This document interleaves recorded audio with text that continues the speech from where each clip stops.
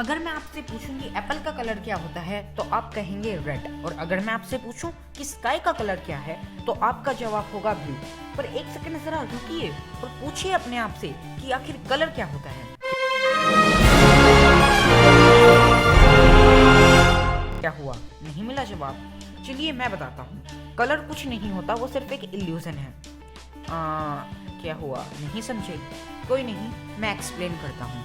Colours को explain करने के लिए ह्यूमैनिटी की क्विज स्टार्ट होती है ग्रीक फिलोसोफर एरिस्टोटल से, जो मानते थे कि कलर्स कोड सेंड करते हैं थ्रू सेलेस्टियल रेज, जो करेस्पॉन्ड करती हैं 4 एलिमेंट से, जो कि हैं water, air, earth and fire. इसके बाद लोग अगले 2000 ईयर्स तक इसे ही कलर्स की एक्सप्लेनेशन मानते रहे, लेकिन ईयर 1704 में सर आइजैक न्यूटन ने प्रिज्म की हेल्प से व्हाइट लाइट को स्प्लिट किया into visible spectrum of light, जो कुछ ऐसा दिखता है, लेकिन ये हमें एक्सप्लेन नहीं करता कि कलर्स एक्चुअली में हैं क्या। तो जैसा कि आप सब जानते हैं कि कलर्स रिलेटेड है लाइट से, और हम कलर्स को एक्सप्लेन कर सकते हैं वेव थ्योरी ऑफ लाइट से, जो कहती है कि लाइट एक तरह की इलेक्ट्रोमैग्नेटिक वेव है। लाइट और उसके सारे कलर्स लाई करते हैं between 400 to 700 nanometer of wavelength of electromagnetic spectrum.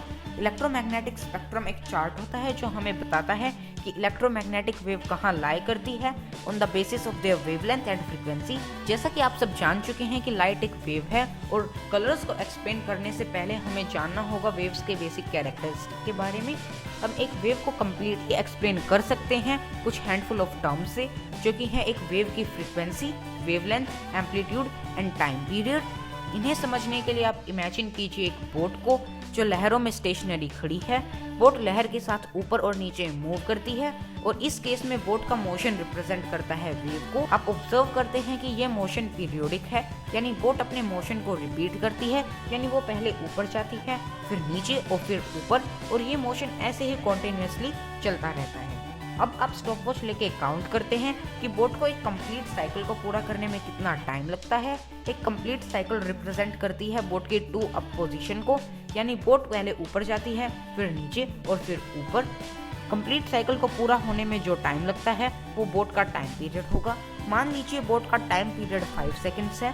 अब आप कुछ सिंपल मैथ्स करके बोट की फ्रीक्वेंसी कैलकुलेट करते हैं, जो इस केस में 0.2 हर्ट्ज है। फ्रीक्वेंसी एक मेजर होता है जो हमें बताता है कि एक इवेंट कितनी बार होता है एक सेकंड में। तो अब हम इन सारी इंफॉर्मेशन को ड्रॉ कर सकते हैं इस सिंपल से ग्राफ में, जहां बोट की पोजीशन को ग्राफ में मौजूद अप्स एंड डाउन से रिप्रेजेंट किया जा सकता है। इस केस में हम कंसीडर करते हैं बोट की अपवर्ड पोजीशन को माउंटेन से, जिसे हम क्रेस्ट कहते हैं, और डाउनवर्ड पोजीशन को वैली से, जिसे ट्रफ कहते हैं।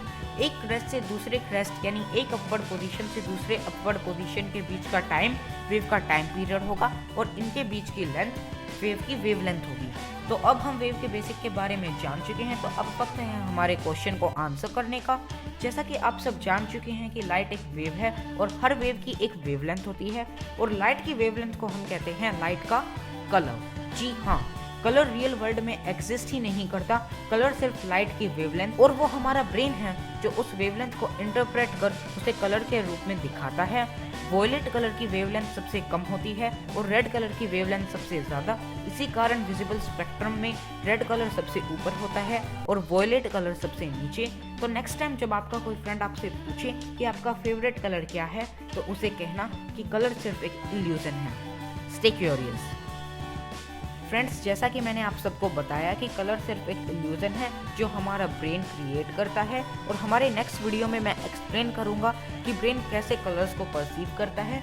तो सब्सक्राइब कर लीजिएगा ताकि आपको नेक्स्ट वीडियो का नोटिफिकेशन आ जाए, और ये बिल्कुल फ्री है। अगर आपको ये वीडियो अच्छा लगा तो लाइक करना मत भूलिएगा। सुरक्षित रहिए, सीखते रहिए।